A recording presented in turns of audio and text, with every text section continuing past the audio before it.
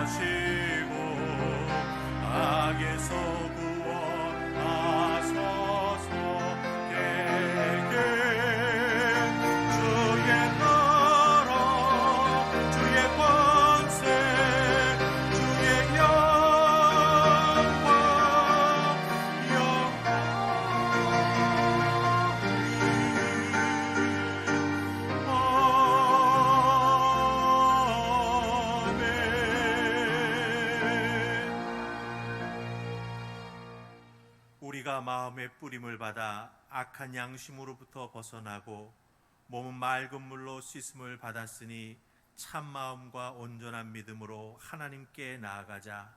하나님은 영이시니 예배하는 자가 영과 진리로 예배할지니라.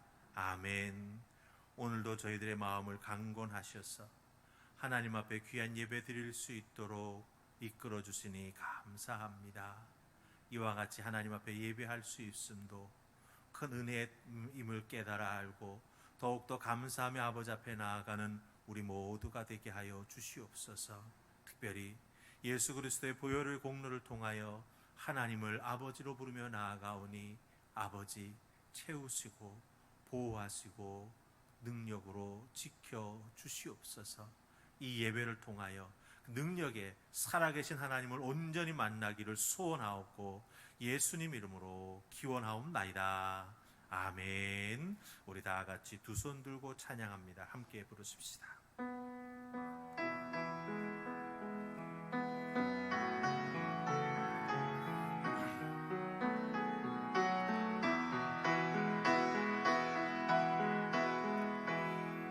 두 손 들고 찬양합니다.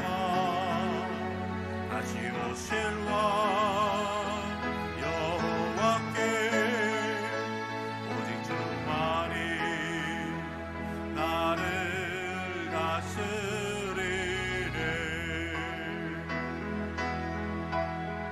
나 주님만을 섬기리. 헛된 마음 버리고 성령의 연애 영혼 충만하게 하소서. 주님 앞에 내 생명 드리리라. 나 주님만을 섬기리. 님만을 섬기리. 헛된 마음 성령의 연애 영혼 충만하게 하소서. 주의 맘에 내 생명 드리리라.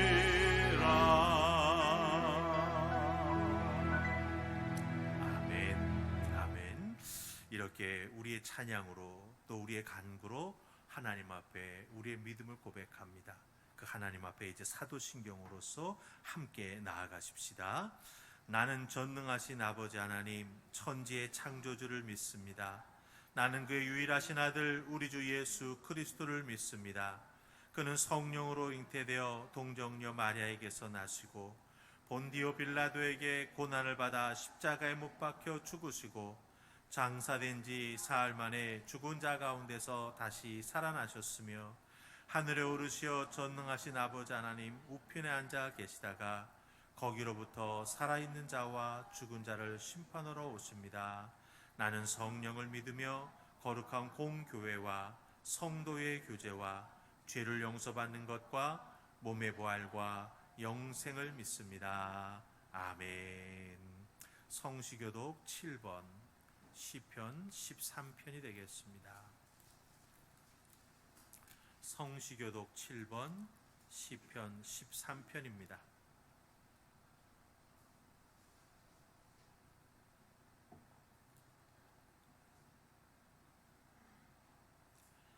여호와여, 어느 때까지니까 나를 영원히 잊으시나이까?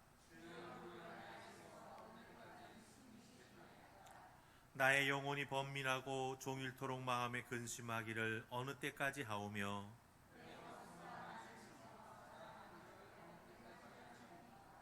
여호와 내 하나님이여, 나를 생각하사 응답하시고 나의 눈을 밝히소서.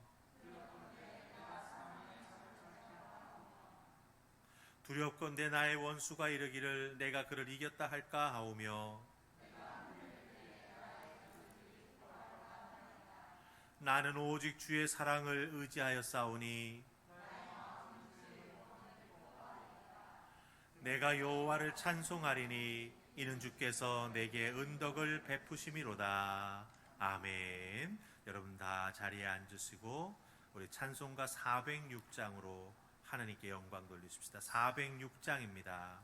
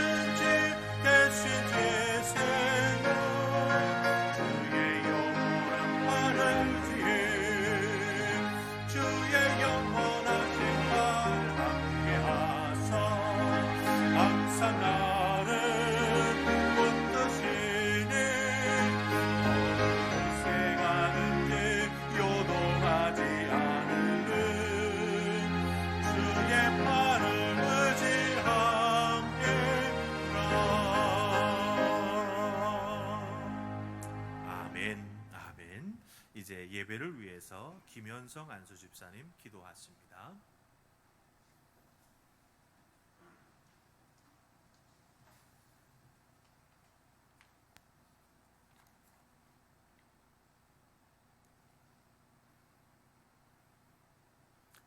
내가 만일 내 입으로 예수를 주로 시인하며 또 하나님께서 그를 죽은 자 가운데서 살리신 것을 내 마음에 믿으면 구원을 받으리라.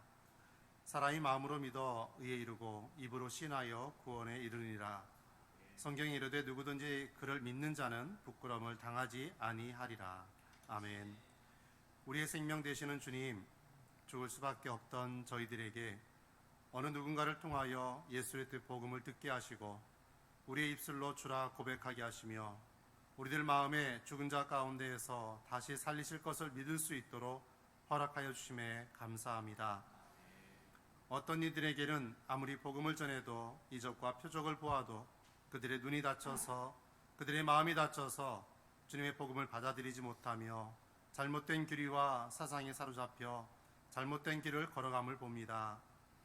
우리들은 부족하고 연약하지만 힘있고 강하신 주님을 의지하오니 주님으로 인하여 우리들의 삶에 감사가 넘치게 하여 주시옵소서.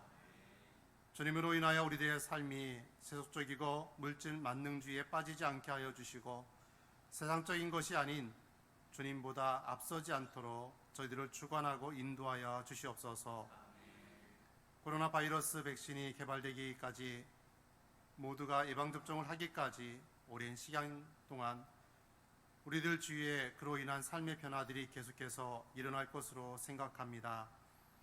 지금 뒤돌아보면 4개월 동안에 우리들의 일상적인 생활에도 많은 변화가 생기면서 마스크를 착용하지 않은 사람을 보면 불편한 마음이 들고 기침하는 사람을 보면 혹시나 하는 생각에 멀리하는 모습을 보게 되고 기침하는 사람은 대중교통을 이용하기가 미안한 마음을 갖기도 합니다. 예배는 당연히 교회에 와서 참여해야만 하는 것이라는 전통에서 온라인 예배라는 새로운 시작을 한 지도 4개월이 되었습니다. 예배를 준비하는 마음, 예배를 드리는 자세, 예배 드리는 모습, 예배를 마치고 난 후의 교제 등 우리가 생각하지 않았던 것이 어느 순간에 하나씩 자리를 잡아가고 있습니다. 주님, 우리 현재의 모습은 아무것도 아닌 것 같지만 시간이 지날수록 우리들의 생각과 우리들의 마음에 어느 것이 올바른 길이고 어느 것이 잘못된 길인지를 분간하지 못하여 우리가 보기에 좋은 것만을 취하여서 살아가는 삶으로 바뀌어가고 있습니다. 우리 중심이 아닌 하나님 중심의 인생의 삶을 살아가기 원하오니 성령 하나님이 우리들 마음 중심에 좌정하여 주시고 주님으로 인하여 흔들리지 않고 주님으로 인하여 올바르게 판단하고 주님이 원하는 모양과 모습의 삶을 살아가도록 축복해 주시옵소서. 한우파평교회를 이곳으로 인도하신 주님, 당화동 지역에 꼭 필요한 교회의 사명을 감당하게 하여 주시옵소서. 주님께 인정받고 칭찬받는 교회가 되게 하여 주시고 오직 주님만을 잘 믿고 섬기는 믿음의 공동체가 되게 하여 주시옵소서. 이 시간 주님이 세워주신 목사님을 붙들어 주셔서 주님 맡겨주신 사역을 잘 감당하도록 영육간에 강건케 하여 주시고 이 시간을 통하여 우리가 걸어가야 할 믿음의 인생의 길을 발견하고 앞으로 나아가도록 주관하여 주시옵소서. 우리의 귀를 열어주시고 우리의 마음을 열어주셔서 우리의 가치관이 변화받게 하시고 우리 인생이 변화받는 놀라운 한 시간이 되도록 축복해 주셔서 마음으로 믿어 의에 이르고 입으로 시인하여 구원에 이르는 하늘품 화평교회 모든 식구들 되게 하여 주시옵소서. 우리가 사랑하는 예수님 이름으로 기도드립니다. 아멘.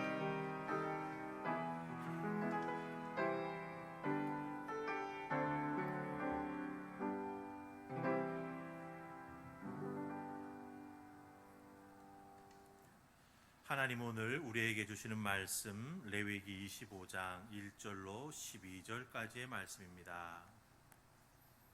우리 다 찾으시면 한 절 한 절 교독해서 말씀 읽어 내려가십시다. 레위기 25장 1절로 12절까지 말씀입니다. 제가 가지고 있는 성경으로는 구약 185쪽이 되겠습니다. 레위기 25장 1절로 12절입니다. 찾으신 줄 알고 제가 1절 말씀 먼저 읽습니다. 여호와께서 시내산에서 모세에게 말씀하여 이르시되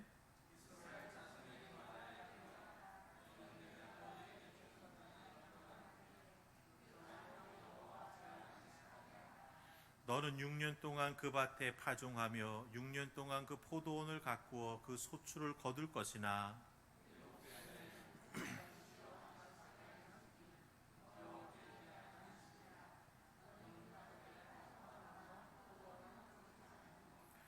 내가 거둔 후에 자라난 것을 거두지 말고 가꾸지 아니한 포도나무가 맺은 열매를 거두지 말라. 이는 땅의 안식년임이니라.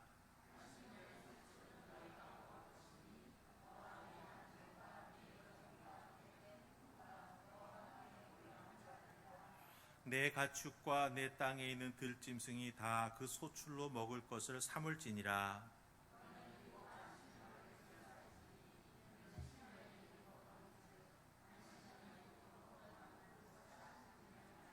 일곱째 달 여름날은 속죄일이니 너는 뿔나팔 소리를 내되 전국에서 뿔나팔을 크게 불지며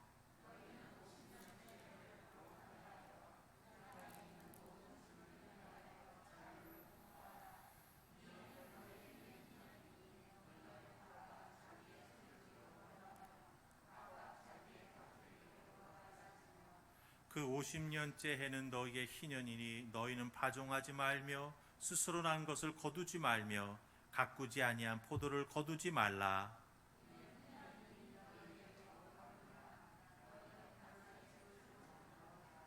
아멘.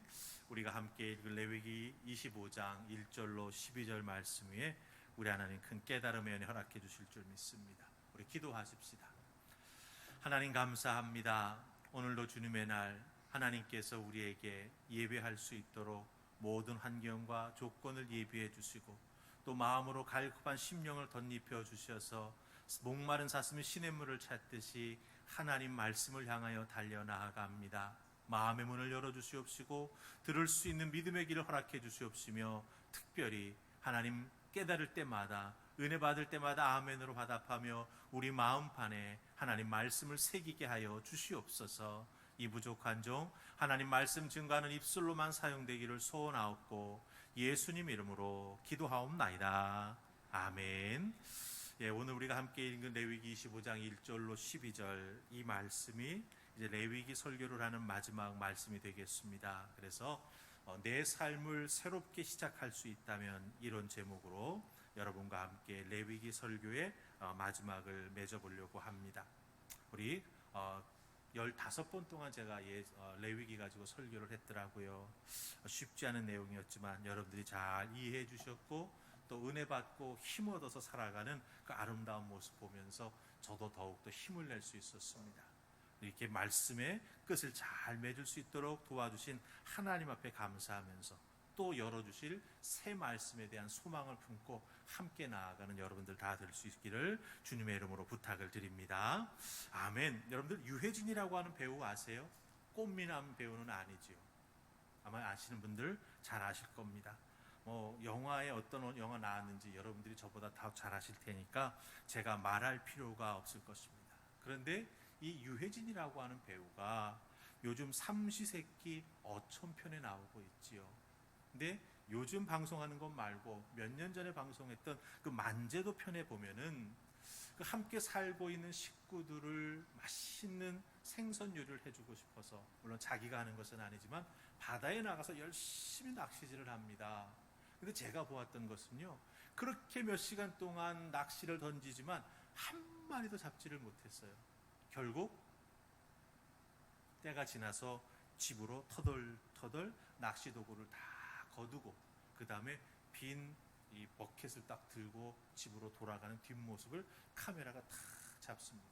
여러분 생각해 보세요. 물고기를 멋지게 잡고 그걸 가지고 가서 요리하는 장면을 쫙 보여주어야 아마 그 삼시세끼 그 장면은 아마 히트를 칠 수가 있죠. 근데 물고기 잡지 못했으니 다른 말로 바꾸면 무엇입니까? 망한 겁니다. 재미를 주지 못하는 겁니다. 그런데 여러분들 삼시세끼는요 거기에 편집의 기술을 사용했어요. 뒤로 걸어가는 그 유해진 씨의 뒷모습을 쫙 보여주면서 자막을 넣고요. 음악을 쫙 깔았습니다. 그리고 고기 한 마리 잡지 못하고 돌아가는 그의 모습에 이런 글을 붙였습니다. 아무것도 잡지 못한 참바다씨, 우리 아버지들의 뒷모습과 참 많이 닮았네요. 이렇게 붙여줬어요. 여러분들, 의미가 확 달라지지요. 고기 잡지 못해서 집으로 돌아가는, 가면은 같이 있던 동료들과 해먹을 것이 없어서 무엇을 해먹어야 되지? 이런 걱정이 쫙 이어져야 되는데, 이 PD와 함께 일했던 분들은 거기에 새로운 자막을 붙였습니다. 우리 아버지의 뒷모습과 참 많이 닮았네요. 완전히 바꿔줬어요. 제가 이 말씀을 왜 드리느냐, 우리 인생에도요, 이렇게 허탕친 낚시와 같이 뭔가 좀 바꿔주었으면 좋겠고, 새롭게 편집해서 그것을 새로운 안목으로 바라볼 수 있도록 뭔가 착 꾸밀 수 있는 어떤 그런 모습이 있었으면 좋겠는데, 여러분들 잘 아시죠? 우리 인생은 편집하기가 어렵습니다. 아니, 불가능합니다. 특별히 내가 지내왔던 뒤에 남아있는 내 흑역사, 내 아픔, 혹은 내 실수, 이와 같은 것들은 사실 바꾸기가 쉽지 않다라고 하는 거죠. 가끔 살다 보면 지우개처럼 지우고 싶은 내 모습이 있습니다. 나만 알고 있는 나의 컴플렉스도 있습니다. 남들이 몰랐으면 좋겠다라고 생각하는 흑역사도 있습니다. 실패한 인생, 나의 컴플렉스, 흑역사. 물론 생긴 이유가 여러 가지 있겠지만 가만히 살펴보면 더 잘 살아보려고, 때로는 무리하기도 했었고요, 더 잘 살아보려고 때로는 신앙적인 길이 아닌 다른 길로 걸어가 보려고 했던 우리들의 모습이 그 모습 속에 담겨져 있다라고 하는 거죠. 빨리 성공해보고 싶었고, 가족들과 좀 더 안락한 삶을 살아보고 싶었고, 그런 것들이 무리수가 되어가지고 우리들의 인생에 있어서 참 지우고 싶은 그런 정말 어두운 부분들로 만들어지게 되었다라고 하는 것이죠. 근데 여러분들, 오늘부터 살아가야 되는 우리들의 삶의 미래를 놓고 가만히 보자면, 그럼 이 흑역사를 계속 모른 척하고 아닌 척하고 없는 척하고 살아갈 수 있을까요? 아닙니다. 언젠가는 이와 같은 것들이 우리들의 삶에 있어서 걸림돌이 될 수도 있고요, 신앙생활에 있어서 실패의 요인이 될 수도 있고요, 하나님을 기쁘시게 해드리지 못하는 나의 정말 불신앙의 요소가 될 수도 있다라고 하는 거죠. 그럼 해결하고 가야 됩니다. 어떻게든지 거기를 다시 믿음의 눈으로 돌아보면서 새로운 의미를 부여하며 나아갈 수 있는 우리가 되어야 한다라고 하는 것이죠. 오늘 우리가 읽은 레위기 말씀 속에 우리의 삶을 이렇게 새롭게 시작할 수 있도록 도와주는 하나님의 말씀이 담겨져 있습니다. 혹시 나도 지웠으면 좋겠다 생각되는 내 과거가 있다면, 혹은 새로운 의미를 부여할 수 있는 그런 안목이 내게 있기를 원한다라고 한다면, 오늘 말씀 속에서 하나님께서 나에게 어떻게 말씀해 주시는지 귀를 기울이면서 그 음성 듣고 그 음성에 순종하며 실천해 나아가는 여러분들 되시기를 주님의 이름으로 축복합니다. 자, 그럼 첫 번째는요, 안식년을 통해서 하나님은 어떻게 우리에게 새롭게 시작할 수 있도록 은혜를 베풀어 주시는가. 3절과 4절입니다. 3절 4절 찾으셨습니까? 같이 읽으십시다. 시작. 너는 6년 동안 그 밭에 파종하며 6년 동안 그 포도원을 가꾸어 그 소출을 거둘 것이나 7째 해에는 그 땅이 쉬어 안식하게 할지니 여호와께 대한 안식이라. 너는 그 밭에 포종하거나 포도원을 가꾸지 말며. 아멘. 예, 우리 인생에 편집할 수 있는 어떤 그런 기술이 참 인생에 있었으면 좋겠는데 그게 없습니다. 하지만 하나님은 우리에게 새롭게 시작할 수 있는 은혜를 이 안식년을 통해서 허락해 주신다라고 하는 거예요. 자, 여러분 생각해 보십시다. 이 안식년에 대해서 말씀해 주시는, 이 레위기에 말씀해 주시는 이 시점과 장소가 어떻게 됩니까? 이스라엘 백성들이 가나안 땅에 들어갔습니까? 지금 지파별로 땅을 다 누나 받았습니까? 가문별로 땅을 다 누나 받았습니까? 가정 한 명 한 명이 다 땅을 누나 받았습니까? 아니지요. 아직도 갈 길이 먼 가나안은 저쪽에 있습니다. 그런데 겨우 애굽에서 도망쳐 나와 가지고 숨 돌릴 만한 그 시점, 그 장소에 하나님은 무슨 얘기를 하고 계세요? 땅을 소유한 사람으로서, 땅에서 농사를 잘 지어가지고 열매를 맺었던 사람으로서 어떻게 살아가야 하는가라고 하는 것에 대해서 말씀해 주고 계시다라고 하는 거죠. 바로의 소나기에서 겨우 벗어났는데, 가나안으로 가는 초입인데, 그곳에서 그 시점에 가나안 땅에 들어가면 너희는 이런 원리로 살아가야 된다라고 말씀해 주고 계시다라고 하는 거예요. 여러분들, 애굽에서 이스라엘 백성들이 어떻게 살았습니까?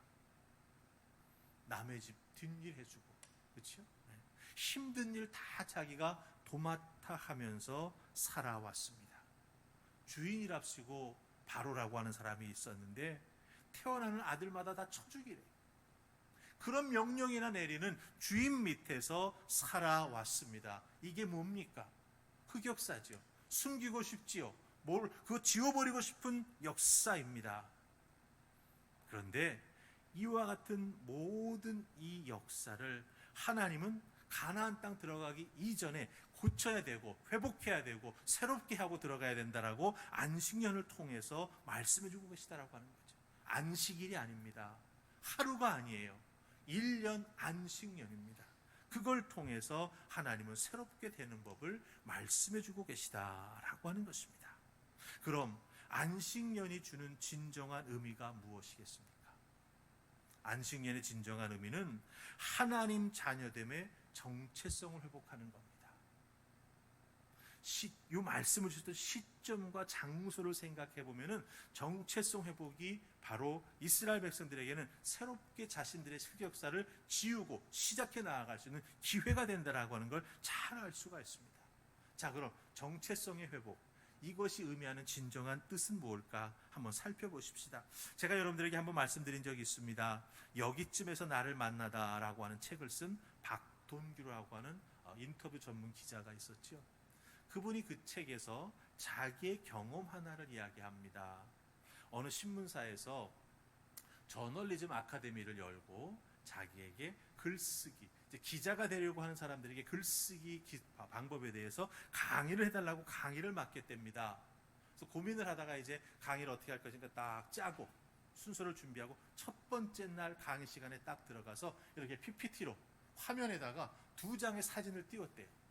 하나는 20년도 훨씬 더 지난 자기의 운전면허, 그 다음에 다른 한 장은 사진은 2011년 미국에 연수하러 가서 로스앤젤레스에서 운전면허 시험을 봐서 합격해서 받은 미국 운전면허 2개를 딱 띄워놓고 설명을 하기 시작했답니다. 나는 한국에서 아주 운전을 잘하던 사람이었습니다. 사고도 낸 적 없고 딱지도 띈 적 없고, 그런데 미국 가서 새롭게 운전을 해야 될 필요가 있어서 면허를 따려고 했더니 운전면허 따기가 참으로 팍팍하더군요. 이렇게 얘기했어요. 이 팍팍하다고 하는 의미가 뭡니까? 시험에 여러 번 떨어졌다라고 하는 거죠. 20년 넘게 한국에서 운전을 했는데 미국 가서 시험 보면 볼 때마다 떨어졌다라고 하는 거예요. 그분은 이렇게 말합니다. 떨어진 이유는 습관 때문입니다. 한국에서 몸에 익힌 운전 습관은 미국 운전 시험에서는 쓸모가 없었습니다. 도움커녕 방해가 되었습니다. 제가 그대로 읽어볼게요. 좀 과장하면 자동차 바퀴가 4개이고 내가 운전대를 잡았다는 사실만 같을 뿐 나머지는 모두 달랐습니다. 제한 속도, 멈춤 표시판, 이런 것들이 내 운전 습관을 무참히 공격해 들어왔습니다. 처음에는 너무 빨리 달려서 떨어지고, 두 번째는 너무 늦게 달려서 떨어지고. 그러면서 그분은 맨 마지막에 이런 말을 했습니다. 사실상 운전을 새로 배워야 했습니다. 한국에서 운전 잘하는 사람이에요. 미국 가서 운전면허를 따려고 했는데 한국 경험이 도움이 안 돼요. 그때 깨달은 거예요. 새로 배워야 하는구나. 그럼 새로 배워야 한다라고 하는 의미는 뭐죠? 한국에서의 운전 습관을 버려야 된다라고 하는 거예요. 그래야 미국에서 운전면허를 새로 따고 거기서 내가 법적으로 아무런 문제 없이 운전을 할 수 있다라고 하는 것입니다. 여러분, 안식년은 정체성의 회복이다라고 말할 때 이것이 의미하는 바가 무엇인지 아십니까? 이스라엘 백성들에게 있었던 애굽에서의 노예 근성, 지우고 싶은 내 흑역사, 그 속에서 살아가느라고 정말 이리저리 굴렀던 400년을 굴렀으니 여러분 생각해 보세요. 우리가 일제 36년 식민지, 그것만 해도 우리 잔재 속에 남아있는 얼마나 많은 그 흔적들이 있습니까? 근데 400년을 그 땅에서 그 노예로 살았으니 얼마나 많은 자신들이 알지 못하는 애굽의 흔적, 노예의 흔적, 그들로부터 보고 배워 영향받게 된 것들이 그 내면 속에 자리 잡게 되었냐라고 하는 것이죠. 그래서 먼저 배운 것을 버려야 어떻게 되는 거예요? 새로운 환경에 적응할 수 있고 새로운 하나님의 사람이 될 수 있다라고 하는 것입니다. 특별히 이스라엘 백성들이 애굽에서 바로 왕을 통해서 영향받은 것 중에 한 큰 것이 하나 있습니다. 무엇인지 아십니까? 바로 바로 왕은 만족할 줄 모르는 욕망의 소유자였다라고 하는 거예요. 그래서 이스라엘 백성들을 계속해서 일만 시켰습니다. 기계처럼 일만 시켰습니다. 출애굽기 5장 4절 이하에 보면은 이 바로 왕은 이스라엘 백성들이 잠시도 쉬는 것을 용납하지를 못했습니다. 그래서 모세와 아론이 이스라엘 백성들과 함께 나아가서 하나님께 제사하고 싶다 그랬을 때 그 이야기를 듣고 뭐라 그랬는지 아세요? 너희들이 게을러 터졌구나. 그 게으름을 내가 갚아주겠다. 그러면서 어떻게 했지요? 채찍으로, 그리고 더 많은 일을 맡김으로 말미암아 이스라엘 백성들이 정말 더 쉴 새 없이 채찍에 놀래고 힘들어하면서 일을 할 수밖에 없었던 삶을 살았다라고 하는 거죠. 그걸 통해서 무엇을 배웠습니까? 불안함을 배웠습니다. 내가 여기서 살아남을 수 있을까?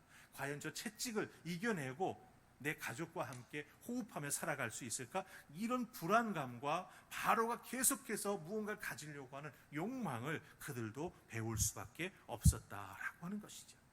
이게 몸에 배어 있는 거예요. 하나님이 보시기에 이 자세를 가지고 너희들이 그 땅에 들어가면 어떻게 될까요? 쉬지 않고 일을 할 겁니다.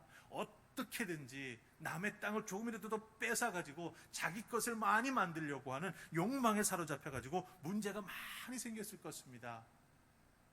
그래서 하나님은요, 그 생활 속에 배어있는, 그들의 삶 속에 배어있는, 생각 속에 배어있는 바로의 욕망의 모습, 그리고 두려움과 어떻게든지 내 거를 더 많이 가져야만 살아남을 수 있다라고 하는 가장 인간적인 그 욕망을 다 내려놓도록 하나님께서 어떻게 하시는 거예요? 안식년을 주시고 7년째 되는 해에는 아무것도 하지 말라, 이렇게 말씀하시는 것을 봅니다. 자, 그럼 여러분 한번 생각해 보십시다. 우리가 지금 하나님께서 그렇게 말씀해 주시는 것을 모세와 아론을 통해서 들었어요. 너희들 저 땅에 들어가면은 7년째 되는 해에는 아무것도 하면 안 돼. 알았지? 알아먹었을까요? 못 알아먹었을까요? 못 알아먹었어요, 여러분들. 그래서 하나님은 실제로 가르쳐 주셨어요. 뭘로 가르쳐 주셨을까요? 바로 먹는 양식으로 가르쳐 주셨어요. 광야에 들어가서 제일 처음 그들이 그 광야에서 먹을 것을 얻게 되었을 때 먹는 게 무엇이었죠? 만나였습니다. 만나는 새벽에 일어나 보면은 땅 위에 이슬 같은 것이 쫙 내려 있어요. 그럼 그거를 걷어가지고 가족들끼리 나눠 먹는 거예요. 처음에 그 내린 게 뭔지 몰라가지고 만나라고 물어봤어요. 만나가 뜻이 뭐냐면 이게 뭐냐라고 하는 뜻이에요. 근데 그게 이제 자신들이 먹는 음식의 이름이 되었던 것이죠. 바로 밑에서는요, 늘 일만 하고 끌려다녀야만 되고 뭔가를 성취해내지 못하면 밥도 제대로 얻어먹지 못했는데 하나님께서 새벽에 떡 일어나 보니까 쫙 깔아주세요. 우와, 이것 봐라. 허겁지겁 거둡니다. 내일 어떻게 될지 모르니까 더 많이 걷어가지고 착 보관해 놓습니다. 그 보관해 놓은 만나는 어떻게 됐지요, 여러분들? 벌레가 생기고 썩어서 먹을 수 없게 되었다라고 말씀하는 걸 보게 됩니다. 하나님은 한 사람이 하루 먹을 수 있는 양만큼 걷게 해 주셨다라고 하는 거예요. 그런데 여러분들, 신기하게도 6번째 날만은 예외였습니다. 이날만큼은 이스라엘 백성들이 일곱째 날까지 먹을 수 있도록 충분한 만나를 거둘 수가 있었습니다. 그리고 하루치는 어떻게 했을까요? 저장해 놓을 수가 있었습니다. 그래서 일곱째 날에는요, 새벽 일찍 일어나 가지고 벌판에 나아가 만나를 거둘 필요가 없었습니다. 출애굽기 16장 30절 말씀에 보면은 이런 방식으로 먹을 것을 얻어본 적이 없었던 이스라엘 백성들은 충격에 빠졌어요. 아니, 내가 놀고 먹을 수 있다니? 어제 일한 것에서 얻은 양식을 갖고 오늘 아무것도 안 하고 내가 먹고 살 수가 있다니? 너무나 깜짝 놀랐던 것이죠. 뼈 빠지게 일을 해야 겨우 먹을 수 있었는데 하나님 말씀해 주신 대로 믿고 순종하며 행하게 되었더니 먹을 수 있었을 뿐만 아니라 그 다음날 하루를 아무것도 안 하고 쉴 수도 있게 되었어요. 체험하며 깨닫고 알아갑니다. 애굽에서의 지우고 싶었던 역사, 불안해서 어쩔 줄 몰라 했던 그 몸이 기억하고 있는 두려움들을 하나님께서는 그 먹을 것 만나를 통해서 그거 아니야, 나와 함께 살아가는 것은 이런 방식으로 살아가는 거야. 너희에게는 두려움이 없고 오히려 내가 하는 말을 듣고 순종하며 따라올 때 너희는 이 하나님의 다스리심이 무엇인지 체득하며 살아갈 수 있다라고 하는 것을 하나하나 말씀해 주셨다라고 하는 것이죠. 여러분들도 여러분의 삶을 새롭게 시작하고 싶은 부분들이 있으실 것입니다. 그렇다고 한다면 어디서부터 시작해야 될까요? 왜 내게 그런 내가 지우고 싶고 뭔가 없애고 싶은 일이 생겨났는가라고 하는 이유를 아셔야 되죠. 그 이유를 딱 붙잡고 난다면 어떻게 됩니까? 하나님 말씀으로 그것을 대체해 나아갈 수 있도록 말씀의 은혜와 능력을 찾아 나서는 우리가 되어야 하죠. 말씀을 읽어야 하고 설교 시간에 집중해야 되고 특별히 자기에게 적용할 수 있도록 말씀을 계속 묵상하는 그와 같은 자기의 노력이 있어야만 우리는 이 땅에서 우리를 새롭게 시작할 수 있도록 도우시는 하나님의 정체성 회복의 은혜를 덧입게 되는 하나님의 사람들이 될 줄로 믿습니다. 여러분에게 질문 두 가지 하고 싶습니다. 하나님께서 나를 돌보아 주실 것을 믿으십니까? 하나 더 묻습니다. 하나님께서 나의 여호와 이레의 하나님이 되어주심을 믿으십니까? 아멘. 그렇다고 한다면 여러분들은 이미 새로 시작할 수 있는 준비가 되셨어요. 그럼 어떻게 하면 될까요? 하나님 이제 나를 가르쳐 주세요. 어린아이를 가르쳐 주시듯이 하나님 말씀으로 내가 체득해서 알아갈 수 있도록 하나님 나에게 말씀하시고 나에게 가르쳐 주세요. 그때마다 내가 깨달아 알고 그 길을 따라 순종해 나아가게 될 때 정말 지워버리고 싶었고 내 인생에 있어서 도움이 안 된다라고 여겼던 그 모든 것들을 새로운 모습으로 혹은 정말 잊고 새로운 출발할 수 있도록 하나님께서 내 그리스도인의 정체성을 분명히 세워주실 줄 믿습니다. 이 고백의 은혜가 여러분에게 꼭 열매로 나타나게 될 줄로 믿습니다. 아멘. 자, 그럼 신년에서는 우리가 무엇을 배울 수 있을까요? 내 인생을, 내 삶을 새롭게 출발하고 싶은데 신년을 통해서 하나님은 우리에게 무엇을 말씀해 주실까요? 10절과 11절입니다. 10절과 11절 우리 같이 읽습니다. 시작. 너희는 50년째 해를 거룩하게 하여 그 땅에 있는 모든 주민을 위하여 자유를 공포하라. 이 해는 너희에게 희년이니 너희는 각각 자기의 소유지로 돌아가며 각각 자기의 가족에게로 돌아갈지며 그 50년째 해는 너희의 희년이니 너희는 파종하지 말며 스스로 난 것을 거두지 말며 가꾸지 아니한 포도를 거두지 말라. 아멘. 자, 희년을 통해서 우리에게 말씀해 주시는 건 뭡니까? 돌아가는 겁니다. 돌아간다. 혹은 회복시켜 주신다라고 하는 거예요. 돌아가면 또 실패하는 그 자리로 돌아가는 것인가? 아니죠. 하나님의 은혜 가운데 정말 내가 믿음의 딱 출발선상에 섰을 때 하나님께 주시는 모든 말씀을 스폰지처럼 쫙쫙 빨아들이면서 이게 은혜구나, 이게 말씀의 능력이구나, 이게 나를 새롭게 해주시는 것이구나 하는 것을 깨달아 알던 그 자리로의 회복과 돌아감을 의미하게 된다라고 하는 것입니다. 여러분들, 이 희년이라고 하는 것은요 특별한 의미를 가지고 있습니다. 왜냐하면 이스라엘 백성들이 들어가려고 하는 가나안 땅에 먼저 살고 있었던 이방 족속들에게는 이 희년이라고 하는 게 없어요. 강한 자가 많이 갖고 독차지하는 거예요. 근데 하나님께서는 희년이라고 하는 특별한 날에 규례를 말씀해 주시고, 특별히 우리가 앞에서 보았던 절기나 하나님 앞에 나아가 지켜야 했던 제사의 날들이 있었습니다. 그런 것들을 통해서 이스라엘 백성들, 너희는 구별된 땅, 구별된 사람으로 살아가야 된다라고 하는 걸 알려주셨지요. 그래서 하나님 땅에 들어가 사는 것은 다르다라고 하는 것을 통해서 회복의 은혜를 설명해 주기 시작하셨다라고 하는 거예요. 그런 의미에서 여러분들, 희년이라고 하는 건 뭡니까? 자기의 실패를 회복하는 거예요. 이스라엘 백성들은 다 지파와 가문에 따라서 한 가정 한 가정이 땅을 나누어 받았습니다. 근데 무슨 연륜과 안타까운 일로 인해서 땅을 팔아야만 하는 일들이 생겼어요. 그러면 팔았습니다. 돈을 얻지요. 그걸로 문제가 생겼던 것들을 해결합니다. 그럼 남의 것이 됩니다. 그럼 50년 지난 다음에 희년이 될 때 그 땅은 다시 누구에게로 돌아와요? 내게로 돌아오는 거예요. 이게 희년이 우리에게 주는 회복이라고 하는 겁니다. 그런 의미에서 여러분들, 희년이라고 하는 것은요, 수고와 슬픔이 끝나고 자기의 실수가 무엇인지를 철저하게 돌아볼 수 있는 새로운 출발점이 된다라고 하는 거죠. 이마의 땀이 배고픔과 육체의 갈증을 위해서 더 필요치 않은 그때가 바로 희년이 된다라고 하는 것입니다. 그래서 이 이스라엘이 약속 중에 받은 가나안 땅은 그런 의미에서 하나님의 은혜의 땅이고 축복의 땅이 되었다라고 하는 것이죠. 왜 그런지 아십니까? 애굽에서 배웠던 농사 짓는 기술이 필요가 없어요. 여러분, 이집트에 여행을 가보시면 이 나일강을 중심으로 해가지고 수로가 쫙 나 있습니다. 그런 그 수로를 통해서 물이 들어오게 되잖아요. 그거를 갖고 사람들이 길어다가 나르고 수로를 자꾸 파가지고 농사를 짓는 거예요. 애굽에서 배운 농사 기술이 필요한 땅이 가나안은 아닙니다. 그럼 어떻게 농사를 지어야 하죠?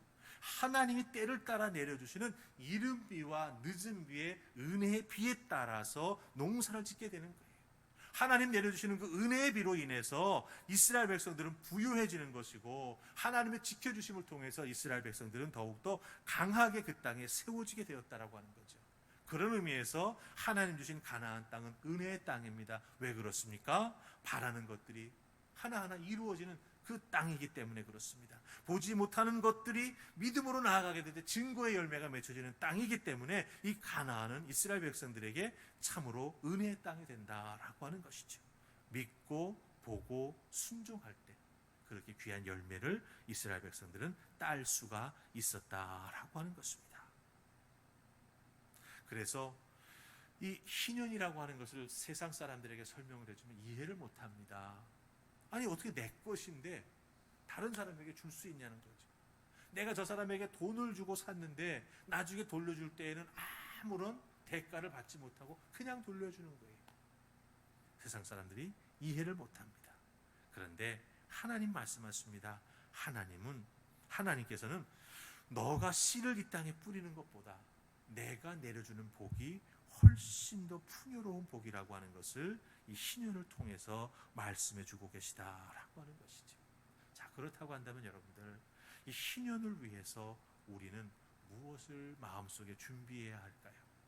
첫째는 돌아가는 것을 준비해야 합니다. 이 희년이라고 하는 것은 회복의 날이잖아요.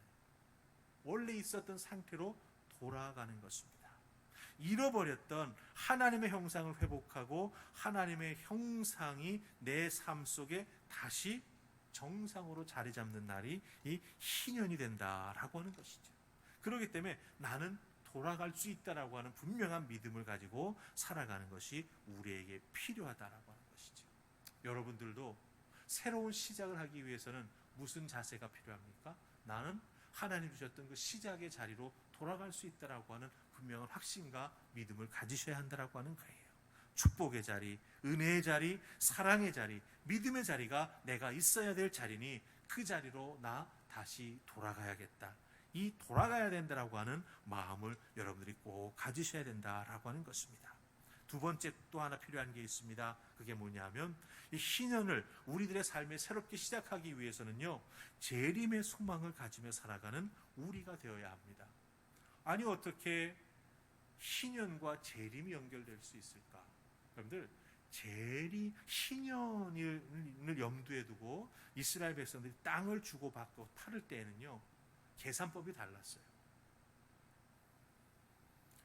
앞으로 돌려줘야 될 희년의 연대가 10년 남았어요. 그리고 앞으로 50년 남은 땅이 있어요. 그럼 주고 팔 때 어떤 땅을 더 비싸게 주고 사야 되죠? 50년 남은 땅이 비쌉니다. 10년 후에 휘년이 돼서 돌려줘야 될 땅은 싼 거예요. 왜? 10년 후에 나는 아무것도 가질 수가 없으니까. 희년은 우리가 사는 이 삶의 현장에서 모든 것의 가치를 결정해 줍니다. 그래서 희년의 남은 연수에 따라 이스라엘의 땅과 사람의 노동력을 사고 팔 때에는 값이 그것에 따라서 결정이 되었다라고 하는 것이죠. 이게 우리에게 큰 교훈이 되고 희년을 통해서 새롭게 시작할 수 있는 은혜가 됩니다. 왜 그런지 아십니까? 우리 그리스도인들은 무엇을 대망하면서, 무엇을 간절히 소망하면서 살아가시죠? 예수 그리스도의 다시 오심을 기다립니다. 예수 그리스도의 재림을 기다립니다. 재림에 우리의 마음, 우리가 얼마나 큰 비중을 두고 신앙생활에 나아가느냐라고 하는 그것에 따라서 세상을 바라다보는 값어치가 달라진다라고 하는 거죠. 예수 그리스도께서 꼭 오실 것이다. 예수 그리스도께서 이 땅에 다시 오실 때 우리는 정말 휴거해가지고 하나님 앞에 올라가는 놀라운 믿음의 은혜를 덧입을 것이다 라고 한다면 어떻습니까? 이 땅을 바라다보는 우리들의 가치관이 달라집니다. 소망을 가지고 재림을 기다린다면, 그날이 가까움을 우리가 믿고 살아간다면 이 땅의 것에 우리가 비중을 두고 살아가지 않게 된다라고 하는 것이죠. 결국 희년의 의미와 이 예수 그리스도를 믿고 재림을 믿고 살아가는 그 믿음에는 상통된 부분이 있다라고 하는 것입니다. 빌립보서 4장 5절은 우리에게 말합니다. 너희 관용을 모든 사람에게 알게 하라. 주께서 가까우시니라. 이렇게 말합니다. 예수 그리스도께서 이 땅에 다시 오실 것을 믿고 살아가는데, 그 살아가는 과정 동안 세상에 휩쓸려 살아간다면, 세상의 안목으로 살아간다면, 여러분들 재림이 여러분들에게 무슨 의미가 있습니까? 말로는 믿는다 하지만 실제로는 하나도 믿지 않는다라고 하는 것이죠. 그런 의미에서 예수 그리스도 이 땅에 다시 오심을 진솔하게 우리가 믿고 있다라고 한다면 세상의 가치는 높아지겠습니까? 낮아지겠습니까? 낮아질 수밖에 없지요. 예수 그리스도 오시면 다 두고 가야 할 이 세상의 것에 내가 휘둘리거나 세상에 파묻혀서 나라고 하는 믿음의 존재가 소멸되는 그런 모습을 우리가 기대해서는 안 된다라고 하는 것입니다. 빌립보서 4장 5절은 말합니다. 주께서 가까우시니라. 희년이 되면 모든 게 다 무효가 되지요. 주님이 이 땅에 다시 오시면 내가 가지고 있는 모든 것이 다 무효가 됩니다. 여러분들, 세상에서 새로운 삶을 시작할 수 있는 귀한 믿음의 은혜가 바로 여기 담겨져 있습니다. 지우고 싶고 잊어버리고 싶고 새롭게 하고 싶었던 여러분들의 과거가 있죠. 무엇 때문에 그렇게 되었습니까? 혹시 주님은 안목에도 없었고 세상 쫓아가느라고 세상에서 내가 1등 되어보고 싶어서 다른 사람들에게 인정받는 내가 되고 싶어서 그것에 무리하게 내가 가지고 있는 모든 것 다 집어넣었다가 그런 결과가 생기지 않았는지 모르겠습니다. 이제는 희년의 모습, 또 안식년의 모습, 나의 정체성을 회복하고 내가 돌아가야 할 내 믿음의 출발점으로 온전히 돌아가 회복되는 우리가 될 때 어떻겠습니까? 이 코로나19 바이러스로 인해서 우리의 삶이 엉망으로 보이지만 사실은 엉망이 아니에요. 오히려 이 기간이 저는 정말 안식년 같아요. 저는 정말 희년 같아요. 그래, 내게 이런 지우고 싶은 부분이 있었는데 우리 주님 알게 해주시네. 감사합니다. 그러면서 더욱더 주님께 가까이 나아갈 수 있는 은혜의 때가 바로 지금 이때다라는 생각을 해봅니다. 여러분들도 여러분의 신앙의 정체성 분명하게 확립하시고 주님 이 땅에 다시 오실 것을 온전히 기다리면서 내가 다시 돌아가야 할 그곳에 대한 분명한 소망을 갖고 신앙생활에 나아가는 여러분들 다 되실 수 있기를 주님의 이름으로 축복합니다. 아멘. 우리 기도합니다. 하나님 고맙습니다. 이 레위기 말씀을 통해서 하나님은 결국 하나님과 동행하는 삶의 본질이 무엇인가 라고 하는 것을 우리들에게 깨우쳐 주셨습니다. 내 믿음의 정체성 놓치지 않는 것, 하나님이 출발시켜 주셨던 그 출발점에 섰을 때의 내 믿음의 감격과 내 믿음의 은혜가 무엇인가를 놓치지 아니하는 것, 그게 바로 우리들이 이 땅에서의 실수와 실패를 딛고 일어설 수 있는 귀한 디딤돌이 됨을 발견하게 됩니다. 주님 놓치지 않게 하시고 온전히 붙잡고 안식년, 희년 내게 주신 그 은혜가 무엇인가를 확인하며 나아가는 우리 모두가 되게 하여 주시옵소서. 감사하옵고 예수님 이름으로 기도하옵나이다. 아멘. 우리 이런 교회 되게 하소서 부르시면서 주님 앞에 예물 드리십시다.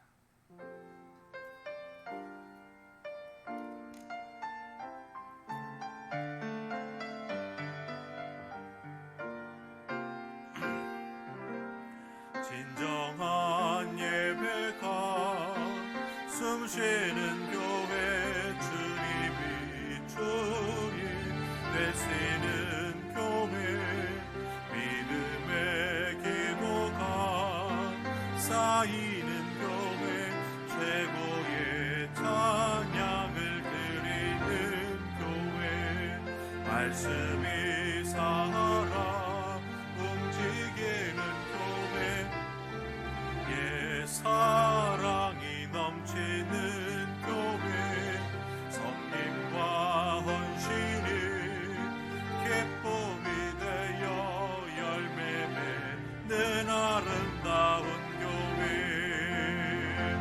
주님의 마음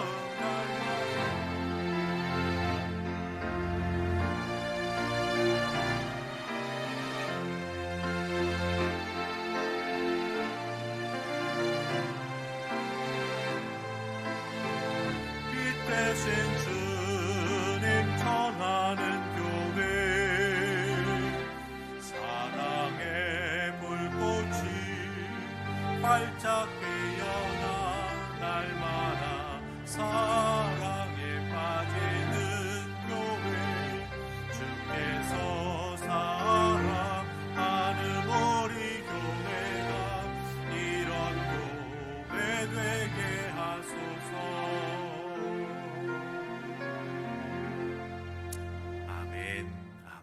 기도합니다. 하나님 감사합니다. 오늘도 하나님께서 주신 말씀의 은혜, 또한 내가 예수 그리스도를 믿고 따르는 그리스도인 됨의 그 놀라운 은총이 내 삶을 어떻게 인도해 주는가 다시 한번 확인시켜 주시니 감사합니다. 우리 모두에게는 잊고 싶은 우리들의 과거가 있습니다. 정말 새로운 의미로 내게 다가오는 내 삶의 모습이 되었으면 좋겠다라고 여겨지는 부분들도 있습니다. 그 모든 것 내가 신앙의 눈으로 어떻게 바라보아야 하고 하나님께서 그 부분을 어떻게 만져주셔야 회복될 수 있고 새롭게 시작할 수 있는지 오늘 주신 말씀을 통해서 들려주시니 감사합니다. 아버지 한 분만 믿고 의지하며 그 회복의 길, 새롭게 되는 길을 걸어갈 수 있도록 도와주시옵소서. 우리를 다스리시는 하나님의 손길이 얼마나 은혜스러운지, 얼마나 섬세하신지, 얼마나 능력이 많으신지 이 과정을 통하여 깨달아 하는 우리가 되게 하여 주시옵소서. 지난 한 주간 돌아봅니다. 하나님의 은혜 가운데 살 수 있었음을 고백합니다. 감사합니다. 참으로 우리 주변에 여러 가지 코로나19 바이러스로 인해 소식들이 들려옵니다. 때로는 안타까운 소식들, 때로는 교회가 매스컴에 자꾸 언급이 되면서 다시 고위험군에 교회를 넣어야 되느냐, 말아야 되느냐? 나라에서 판단하겠다 말하기도 합니다. 하나님 참 답답합니다. 도와주시고 그 답답함을 넘어서서 하나님의 살아계신 역사가 온전히 나타날 수 있도록 함께 기도하며 함께 견디어 나아가는 우리가 되게 해 주시옵소서. 아버지께서 도와주신 은혜가 있었기에 오늘도 주님 전에 나와 귀한 예물을 드립니다.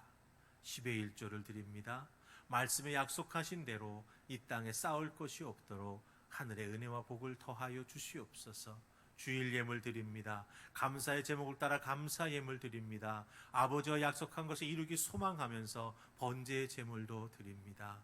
선교지의 선교사님 생각하면서 교회를 개척하고 수고하고 애쓰는 또 목사님들과 또 어렵고 연약한 교회들을 생각하면서 우리 주위에 힘든 이들을 생각하면서 아버지 앞에 예물 올려드리오니 주여 받아 흠양하여 주시고, 특별히 아버지 몸된 교회를 위하여 사용될 때마다, 하나님 나라를 위하여 사용될 때마다 우리 하나님 가장 기뻐하시는 잃어버린 영혼 주님 품으로 돌아오며 상처받은 영혼들이 교회의 섬김과 사역을 통하여 회복되는 놀라운 역사가 풍성하도록 도와주시옵소서.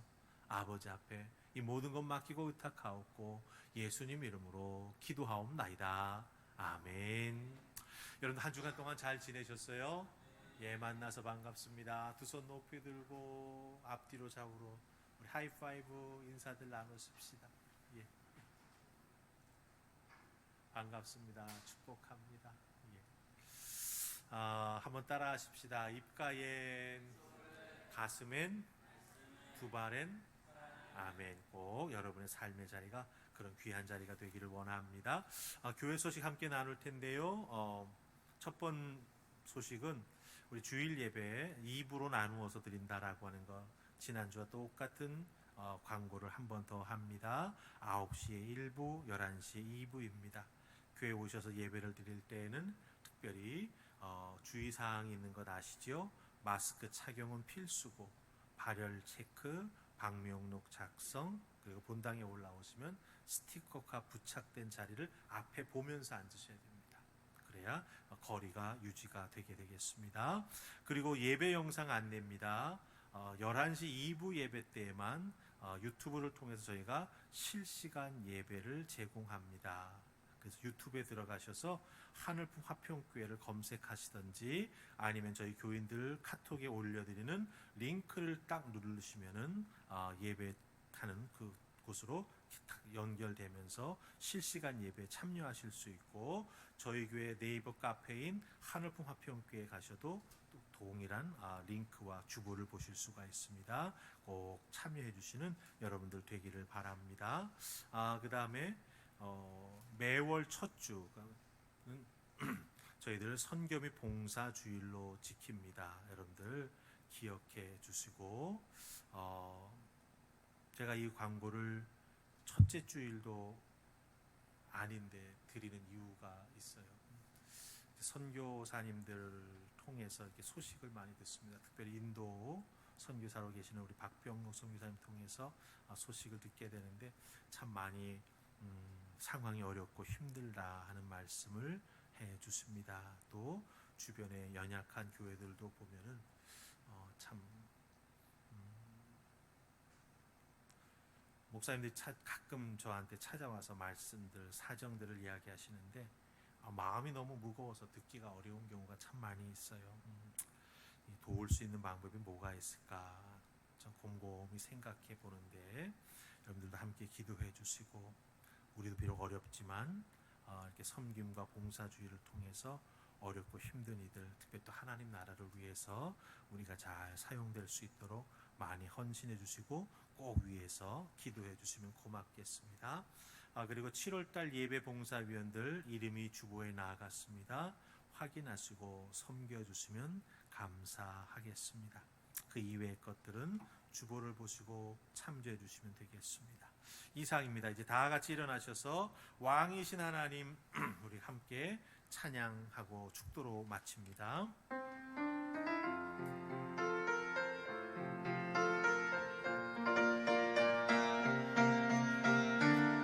왕이신 하나님 높임을 받으소서. 찬양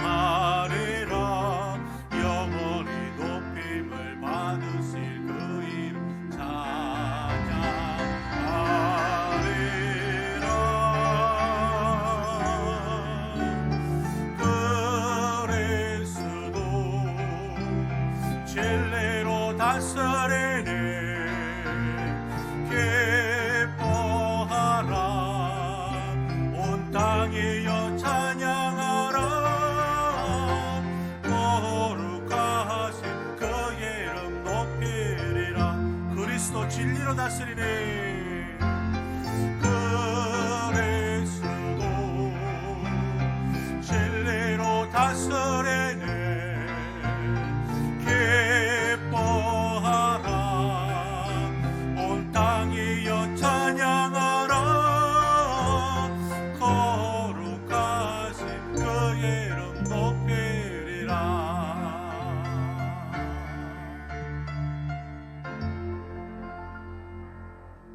아멘. 기도합니다.